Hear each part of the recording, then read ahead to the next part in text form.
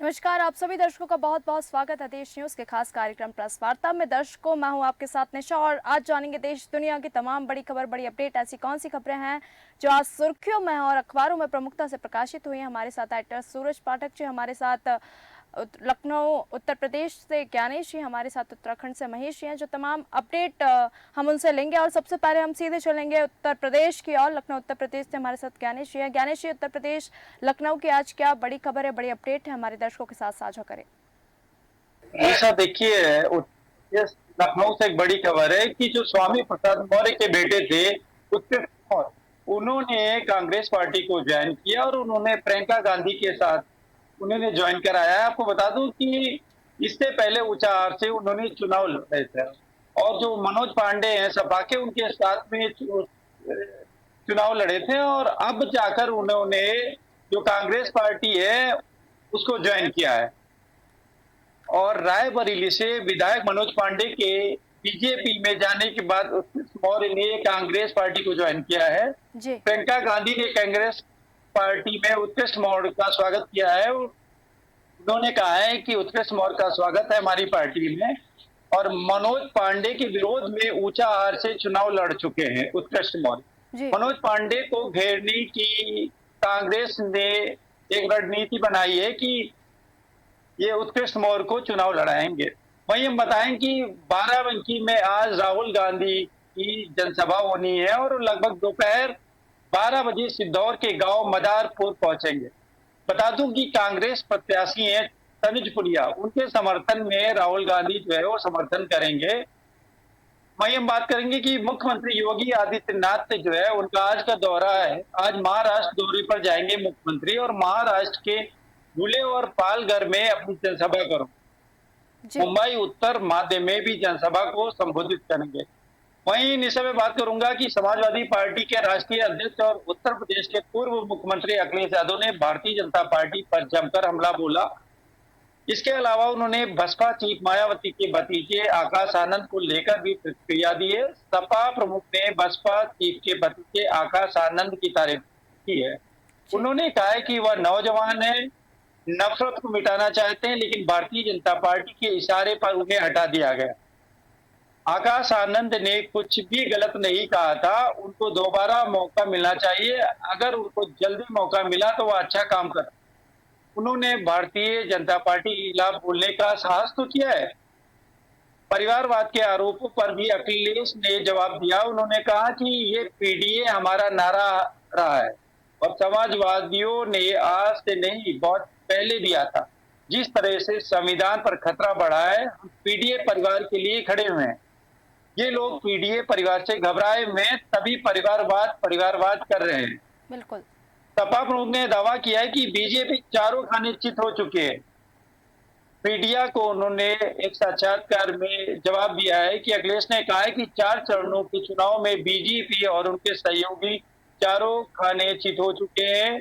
जो वो 400 पार का नारा दे रहे हैं, अब नहीं दे पा रहे हैं।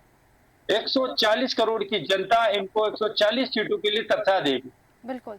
वहीं निशा में बात करूंगा कि उत्तर प्रदेश सहित पूरे देश में 4 चरणों का मतदान हो चुका है और 3 चरण का मतदान बाकी है, जिसको लेकर राजनीतिक पार्टियों के दिग्गज नेता लगातार जनसंपर्क कर रहे हैं और इस तरह वह जनता को साधने की कोशिश कर रहे हैं। इसी क्रम में अगर हम बात करें तो मुख्यमंत्री योगी आदित्यनाथ जो है वो एक संबोधन में उन्होंने कहा है कि जहां चुनावी सभा को संबोधित किया और दिल्ली के मुख्यमंत्री अरविंद केजरीवाल पर जमकर हमला बोला। उन्होंने कहा था कि दिल्ली के मुख्यमंत्री अरविंद केजरीवाल की बुद्धि भी भ्रम में पड़ गई है। जेल में जाकर उन्हें ये लगता है कि अब जेल के बाहर कभी नहीं आना है। अब उन्हें मुख्यमंत्री पद का इतना लालच हो गया है कि वो अपनी बात को मुझसे जोड़कर कह रहे हैं। बिल्कुल। सीएम योगी ने आगे कहा कि जेल जाने का आपका अनुभव दिल्ली वासियों के लिए तो बड़ा सुखद है, क्योंकि आपने हाथ में झाड़ू तो लिया, लेकिन आपने अन्ना हजारे के सपने पर पानी फेरने का काम जरूर किया है। और अन्ना हजारे ने जिस कांग्रेस के भ्रष्टाचार के खिलाफ आंदोलन किया था, उस कांग्रेस को आपने एक गले का हार बनाकर आज जो पाप कर रहे हैं, अन्ना हजारे कभी आपको माफ नहीं कर सकते। बिल्कुल। वहीं निशा में बात करूंगा कि सपा के राष्ट्रीय अध्यक्ष अखिलेश यादव ने लखनऊ के सपा प्रत्याशी रविदास मेहरोत्रा के समर्थन में कल रोड शो किया और ये रोड शो हजरतगंज से शुरू होकर केडी स्टेडियम से लेकर जो भाजपा मुख्यालय है वहां तक हुआ है और इस रोड शो में काफी संख्या में उनके कार्यकर्ता मौजूद थे। लखनऊ के केडी सिंह बाबू स्टेडियम से शुरू हुआ और यह रोड शो शहर के विभिन्न मार्गों से होता हुआ अंबेडकर प्रतिमा के पास संपन्न हुआ। जी। रोड शो दोनों तरफ सपा और कांग्रेस के कार्यकर्ताओं में भारी संख्या में लोग मौजूद हैं। वहीं बता दें कि रविदास मेहरोत्रा मौजूदा विधायक थे, उनको सपा के अखिलेश यादव ने सांसद का टिकट दिया है। उनको भरोसा है कि इस बार रविदास मेहरोत्रा राजधानी लखनऊ की कहीं न कहीं सीट जीत कर लाएंगे। और इनके अगर विपक्ष की बात करें तो वरिष्ठ जो राजनाथ सिंह है वो खड़े हैं। लखनऊ में बता दूं कि 20 मई को वोटिंग होनी है। तो इस तरीके से पार्टियां जो है एक दूसरे पे अपना आरोप प्रत्यारोप लगाने का काम कर रही हैं। जी बिल्कुल। हम सीधे चलेंगे, हमारे एडिटर सूरज जी हैं। सूरज जी से तमाम राष्ट्रीय स्तर पर ऐसी कौन सी खबरें हैं जो लगातार सुर्खियों में और चुनाव से जुड़ी तमाम अपडेट हमारे दर्शकों के साथ साझा करें। बिल्कुल निशा, सबसे पहले चुनाव की बात करेंगे तो जहां अरविंद केजरीवाल की सभाओं की चर्चा चारों तरफ हो रही है और अरविंद केजरीवाल ने एक अपने भाषण में अमृतसर में उन्होंने जो भाषण दिया है, उन्होंने भारत में रूस जैसी स्थिति की बात की है। उन्होंने कहा कि रूस में तानाशाही है और यहाँ भी तानाशाही है, कि देश में रूस जैसी स्थिति है। विपक्षी दलों को रूस में जो विपक्षी दलों के नेता हैं वहाँ जेल में डाल दिया जाता है, तो यहाँ भी विपक्षी दलों के नेताओं को जेल में डाल दिया जाता है। चुनाव करने के लिए चुनाव प्रचार करने उन्हें नहीं करने दिया जाता है। तो इस तरह के उन्होंने बयान देकर के एक नई सुर्खियों को पैदा किया है कि भारत का जो लोकतंत्र है दुनिया का सबसे बड़ा लोकतंत्र है, लेकिन उन्होंने भारत में रूस जैसी स्थिति की जो बात कही है वो और उस बात को लेकर के सियासी गलियारों में चर्चाओं का बाजार गर्म है। दूसरी तरफ जहां बात करें उत्तर प्रदेश की रायबरेली में कल अमित शाह थे और अमित शाह ने रायबरेली की जनता से कहा है कि आप रायबरेली और अमेठी में यदि भाजपा प्रत्याशी को जिता देते हैं तो भारतीय जनता पार्टी 400 पार हो जाएगी। उन्होंने अनुरोध किया कि रायबरेली और अमेठी में कमल खिला दें तो भारतीय जनता पार्टी की 400 सीटें आसानी से मिल जाएंगी। उन्होंने कहा है कि रायबरेली को पारिवारिक सीट कहा है कि ये गांधी परिवार की सीट है। अमेठी से भी पहले गांधी परिवार लगता था, लेकिन हार के डर से वहां से वो पलायन कर गए हैं। दूसरी तरफ एक और खबर है जो लगातार सुर्खियों में है, वो है पश्चिम बंगाल की, क्योंकि जहां पर भारतीय जनता पार्टी के जो प्रत्याशी हैं, बताना चाहूंगा कि तमलुक से भारतीय जनता पार्टी के जो प्रत्याशी हैं पूर्व जस्टिस रहे अभिजीत गंगोपाध्याय, उनका एक बयान था, उनका एक वीडियो था जो वायरल हो रहा है। उस वीडियो को संज्ञान लेते हुए चुनाव आयोग ने भी उनको नोटिस भेजा और उस वीडियो में वो कथित तौर पर कहते हुए दिखाई दे रहे हैं कि जो संदेश खाली से भारतीय जनता पार्टी की प्रत्याशी हैं रेखा पात्रा, उन्होंने कहा कि उनको 2000 रुपए में खरीदा था और पश्चिम बंगाल की जो मुख्यमंत्री है ममता बनर्जी, उन्होंने पूछा कि आपकी कीमत क्या है, क्या आपकी कीमत 10 लाख रुपए है? इसलिए, और आपकी कीमत 10 लाख रुपए इसलिए है क्योंकि आप अपना मेकअप जो है वो सौंदर्य चिकित्सक से करवाती हैं। तो इस वीडियो को संज्ञान में लेकर के चुनाव आयोग ने भारतीय जनता पार्टी के प्रत्याशी अभिजीत गंगोपाध्याय को नोटिस भेजा। हालांकि भारतीय जनता पार्टी का कहना है कि ये वीडियो फर्जी है। दूसरी तरफ बात करना चाहूंगा कि दिल्ली में कल एक घटनाक्रम हुआ, सोशल मीडिया पर वो वीडियो जमकर वायरल भी हो रहा है कि जहां पर जो इंडिया ब्लॉक के प्रत्याशी हैं उत्तर पूर्वी दिल्ली से कांग्रेस के प्रत्याशी कन्हैया कुमार जो हैं, उनके साथ मारपीट की घटना हुई है। क्योंकि वो जब एक युवक उनको माला पहनाने आया तो उसने कन्हैया कुमार को थप्पड़ मार दिया। इसका वीडियो भी कल जो है सोशल मीडिया पर लगातार वायरल होता रहा है। दूसरी तरफ यदि हम बात करें कि प्रधानमंत्री नरेंद्र मोदी ने कल बाराबंकी में एक बयान दिया है। एक भाषण में उन्होंने कहा है कि यदि कांग्रेस की सरकार आई, सपा की सरकार तक सपा कांग्रेस के प्रत्याशी जीत जाते हैं तो ये लोग राम मंदिर पर बुलडोजर चलवा देंगे। क्योंकि उन्होंने कहा है कि सपा के एक नेता ने कहा कि राम मंदिर तो बेकार ही बना है। और दूसरी तरफ उन्होंने जो बात कही है कि यहाँ यदि हम ये देख लेते हैं कि प्रधानमंत्री नरेंद्र मोदी का जो बयान है वो जिस आशय में दिया गया है कि राम मंदिर, ये लोग राम मंदिर तोड़वा देंगे, ये लोग राम मंदिर पर बुलडोजर चलवा देंगे। हालांकि उन्होंने कहा है कि जिस तरह से रायबरेली में जब दोनों शहजादे, सपा के शहजादे मतलब अखिलेश यादव पर उनका निशाना था, दूसरी तरफ कांग्रेस के शहजादे मतलब राहुल गांधी पर निशाना था। उन्होंने कहा कि जैसे ही कांग्रेस के शहजादे के लिए कहा गया कि रायबरेली की जनता प्रधानमंत्री को चुनेगी तो सपा के शहजादे के माथे पर चिंता की लकीर आ गई और उनकी हवा हवाई होगी, सारे अरमान उनके धरे के धरे रह गए। ये प्रधानमंत्री नरेंद्र मोदी ने कहा। दूसरी तरफ उन्होंने कहा कि जो सपा के शहजादे हैं आजकल उनकी एक नई बुआ बन गई हैं और वो बुआ है बंगाल की। दूसरी तरफ रायबरेली में ही जो है राहुल गांधी ने जब जनता को संबोधित किया तो उन्होंने कहा कि अब मोदी ने हार मान ली है और उन्होंने कहा कि चुनाव से वो बाहर हो गए, उनका गुड बाय हो गया है, क्योंकि उन्होंने कहा कि महंगाई बेरोजगारी पर सभी को बराबरी का हक देना ही देश के मुद्दे हैं। लेकिन जनता से कहा जाता है कि अंबानी परिवार की शादी देखो। तो इस तरह की जो बातें हैं उनमें वार पलटवार की बात हो जा रही है, क्योंकि उत्तर प्रदेश में अब घमासान होना है। 5वें चरण का जो मतदान होना है, 4 चरण का मतदान संपन्न हो चुका है। 5वें चरण के मतदान के लिए दोनों ही राजनीतिक दल जिन जिन राज्यों में होना है उन राज्यों में से सबसे ज्यादा फोकस जैसे उत्तर प्रदेश पर किया जा रहा है, महाराष्ट्र में किया जा रहा है। तो यहाँ स्थानीय जो बातें हैं उन बातों को हवा दी जा रही है। उत्तर प्रदेश की सीटों को लेकर के भी जिस तरह के कयास लगाए जा रहे हैं, तमाम तरह की जो कोशिश की जा रही है, तो ये तमाम राजनीतिक चीजें। दूसरी तरफ ये देखा जा रहा है कि से जुड़े मनी लॉन्ड्रिंग के मामले में अरविंद केजरीवाल और आम आदमी पार्टी को आरोपी बनाया गया है, क्योंकि यहाँ ईडी ने जो 8वीं चार्जशीट दाखिल की है उस चार्जशीट के मुताबिक यदि देखा जाए तो सीएम अरविंद केजरीवाल और आम आदमी पार्टी दोनों को आरोपी बनाया है। पहली बार जब मनी लॉन्ड्रिंग केस में किसी मौजूदा मुख्यमंत्री और राजनीतिक दल को आरोपी बनाया गया हो, क्योंकि ये जो कथित शराब घोटाला है इसमें अब ईडी की जब एंट्री हुई तो ईडी ने 8वीं चार्जशीट दाखिल की है और उस चार्जशीट में अरविंद केजरीवाल को आरोपी के रूप में बताया गया। दूसरी तरफ यदि देखें कि जहां हम बात कर रहे हैं आचार संहिता लगी हुई है, आचार संहिता के चलते बहुत सारे काम पेंडिंग हैं, तो राज्य सरकारों को लेकर के भी इस बात को कटघरे में खड़ा किया जा रहा है। मध्य प्रदेश के परिदृश्य में एक बात जरूर बताना चाहूंगा कि मध्य प्रदेश में जो नया कानून बना है भारतीय न्याय संहिता, क्योंकि पहले भारतीय दंड संहिता का उल्लेख था और जो पिछला सत्र था केंद्र सरकार का, सदन में केंद्रीय गृह मंत्री अमित शाह ने परिवर्तन की बात कही थी कि अब भारतीय दंड संहिता नहीं भारतीय न्याय संहिता की बात होगी। और भारतीय साक्ष्य अधिनियम की एक वर्कशॉप थी, उस वर्कशॉप में कल जिस तरह से देखा गया है कि नए कानून को लागू करने की बात कही कि मध्य प्रदेश में ये जो नया प्रावधान है 1 जुलाई से लागू हो जाएगा। इसमें बहुत सारे संशोधन की बात कही गई है, जहां इन कानूनों को लेकर के जो बात कही जा रही है कि ये कानून जब लागू होंगे तो महिलाओं को न्याय मिलेगा। 90 दिन में फैसला होने की प्रक्रिया रहेगी कि 90 दिन में प्रक्रिया हो जाए। और दरअसल इसमें जो बात आएगी गवाहों की सुरक्षा को लेकर के भी इसमें प्रावधान किया गया है।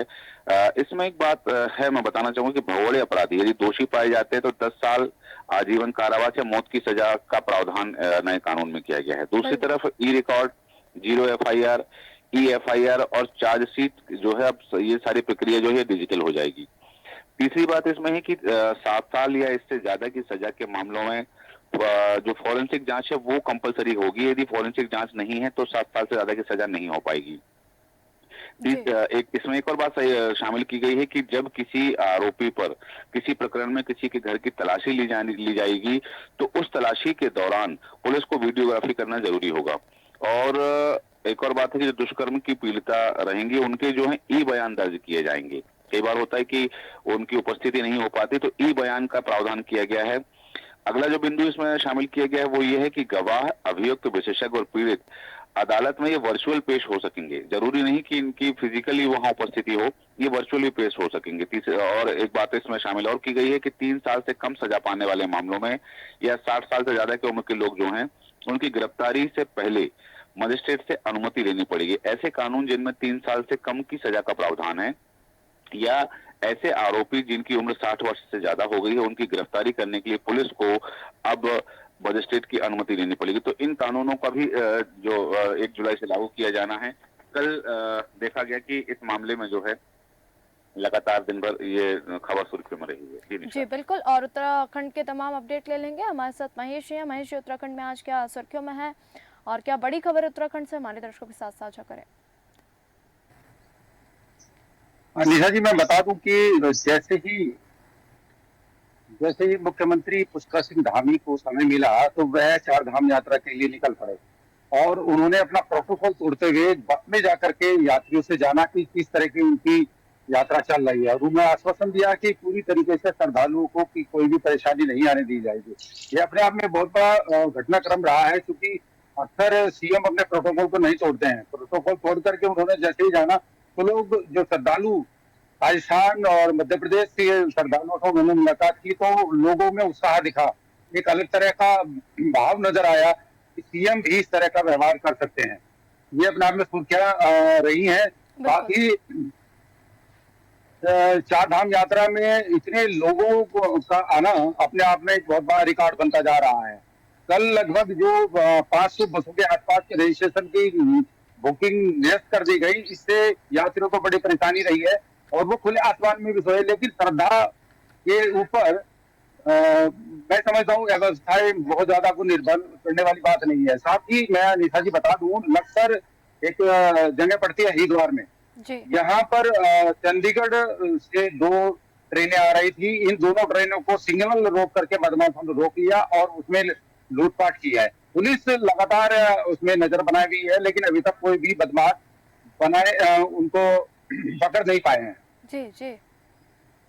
गंगोत्री में यदि मैं आपको बात करूं गंगोत्री और यमुनोत्री की, तो गंगोत्री यमुनोत्री में जो एडवाइजरी जारी की है प्रशासन ने, उन्होंने कहा कि यहाँ आमद बहुत कम है, जगह छोटी है, तो श्रद्धालु से निवेदन है कि वो कम से कम यहाँ पर समय बताएं और रात में यदि वो रुकना भी चाहें तो 5 से 6 हजार के आसपास ही वो यहाँ रुक पाते हैं। जी। केदारनाथ धाम की मैं बात करूं तो यहाँ पर लगातार रिकॉर्ड बनते जा रहे हैं। लगातार श्रद्धालु लंबी लंबी लाइनों में यहाँ आस्था का रात में 2 बजे ही यहाँ पर लाइन लग जा रही है और लगातार श्रद्धालु अपने श्रद्धा के बल पर यहाँ पर दर्शन कर रहे हैं। जी बिल्कुल। एक और बड़ी खबर यहाँ पर है, विकासनगर से आई है। दोस्त जन्मदिन की पार्टी बनाने अपने दोस्त के यहाँ गया था, हिमाचल से ये युवक आया था और यह जैसे ही नहाने के लिए टोस नदी में गया तो वहां ये डूब गया है। रेस्क्यू के लिए वहां पर स्थानीय पुलिस ने पूरा प्रयास किया, लेकिन अभी तक उसकी लाश बरामद नहीं कर पाए हैं। जी बिल्कुल। और हम फिर से श्रीनगर के रुद्रप्रयाग की यदि मैं बात करूं निशा जी, तो यहाँ पर भी लंबी लंबी कतारें हैं, यात्री परेशान है, बुरा हाल है। सीएम पुष्कर सिंह धामी ने ये भी स्पष्ट किया है कि जो अभी श्रद्धालु बिना रजिस्ट्रेशन के यहाँ पहुंच गए हैं, गंगोत्री यमुनोत्री केदारनाथ जी बद्रीनाथ जी, उनको दर्शन कराए जाएंगे। लेकिन जो अन्य लोग हैं वो कृपया न आए यहाँ पर। बिल्कुल। जी हम जी फर्जीवाड़ा कर रहे हैं, ट्रैवल एजेंट्स हैं, उनके खिलाफ भी कल हरिद्वार पुलिस ने FIR दर्ज कर ली है। जी आपको निशा जी, पहली बार लगभग 60 वर्षों में कल का दिन बहुत ज्यादा गर्म रहा है देहरादून का। उत्तराखंड की राजधानी देहरादून में कल 40 डिग्री सेल्सियस से भी ऊपर का तापमान आया है। लोग परेशान आए हैं, सड़कें खाली रही हैं। जी बिल्कुल। और तो ये बहुत बड़ा एक व्यवस्था बनी रही है, परेशान होते लोग। निशा जी एक और बात बता दूं आपको कि यहाँ चूंकि अभी आचार संहिता लगी हुई है, निकाय चुनाव यहाँ पर ड्यू है, प्रशासक 2 जून तक के लिए नियुक्त हैं। इस पर सरकार और उनके चीफ सेक्रेटरी राय मांग रहे हैं कि 2 जून में उनका कार्यकाल खत्म हो रहा है, जबकि 6 जून तक की आचार संहिता लागू। ऐसे में कैसी स्थिति बनेगी, क्या परेशानी रहेगी? ये चुनाव को लेकर के वो अपनी एक राय मांग रहे हैं, संभवतः ये तिथि बढ़ाई जाएगी। बिल्कुल। जी बंद हो गई है, इससे बिजली का संकट पैदा हो गया है और पूरे प्रदेश में बिजली की जो मेगावाट की है लगभग 200 मेगावाट की किल्लत चल रही है। इससे बड़ी दिक्कत हो रही है। एक बात आपको और बता दूं मैं निशा जी, गंगोत्री नेशनल पार्क के चौड़ में चहलकदमी करता मिला एक तेंदुआ, जो पहली बार हुआ है। इन तेंदुआ को पहली बार कैमरे में कैद हुआ है। यह घटना अपने आप में एक अनोखी घटना है, क्योंकि हिम तेंदुआ अक्सर नीचे नहीं आता है, वह केवल बर्फों में रहता है और ये पहली बार ऐसा दूसरी बात आपको बता दूं कि बद्रीनाथ में दो यात्री जो यहाँ पर यात्रा करने के लिए आए थे, उनकी दो जान चली गई, एक की हार्ट अटैक से गई है। तो ये अब तक का 15 लोग इस यात्रा में अभी तक अपनी जान गंवा चुके हैं। जी बिल्कुल। जी महेश जी, बहुत बहुत धन्यवाद महेश जी, उत्तराखंड की तमाम बड़ी अपडेट देने के लिए। हमारे साथ ज्ञानेश जी थे जिन्होंने तमाम उत्तर प्रदेश लखनऊ की बड़ी अपडेट दी। हमारे साथ सूरज जी जिन्होंने तमाम चुनावी मुद्दों पे जो खबरें थी जो लगातार सुर्खियों में चल रही है उसके बारे में बताया। तो दर्शकों, आज हमने प्रेस वार्ता में जाना देश दुनिया की तमाम बड़ी खबर बड़ी अपडेट। प्रेस वार्ता में फिर मिलेंगे नई खबरों के साथ। देखते रहिए देश न्यूज। नमस्कार।